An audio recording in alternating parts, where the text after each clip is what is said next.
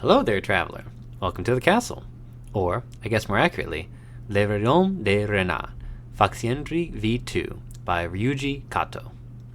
I'd like to share my thoughts about a book I've read, if you're willing to indulge a dragon. Thank you, traveler. Let's begin. Reynard the Fox is a collection of short stories retold by Anne-Louise Avery and originally written by William Caxton. It is published by Bodleian Library. I've wanted to read this book for years, and finally managed to get a copy through my local bookstore so that I could read it. I had a blast going on this adventure with Reynard and the various other animals at the court of Ghent. It's a special kind of eerie to see the origins of the tropes and character traits of animals acting as humans that are carried through to stories today. It was like looking into a mirror backward in time to see early furry fiction at times. Reynard's story is one of outwitting the nobles and finding a way to persevere and come out on top despite the odds that are stacked against him. Perhaps that is why it has been retold and retranslated for so many years.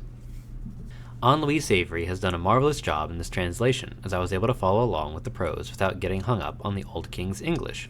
There is a glossary of terms and words that are used occasionally in the back of the book, but I was able to piece context clues together for all the words I wasn't 100% sure about.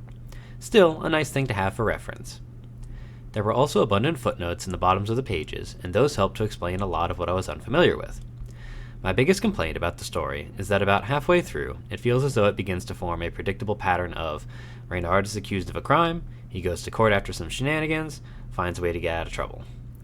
The ways in which he gets out of trouble are where the story keeps your interest, but once I noticed this pattern, a lot of the tension was removed. My biggest compliment I can give to this book is that I got extremely excited about a footnote for a recipe for Reynard's favorite stuffed eggs that I'm going to make eventually. They sound absolutely scrumptious. Until next time, curl up with a good book, and be kind to yourself.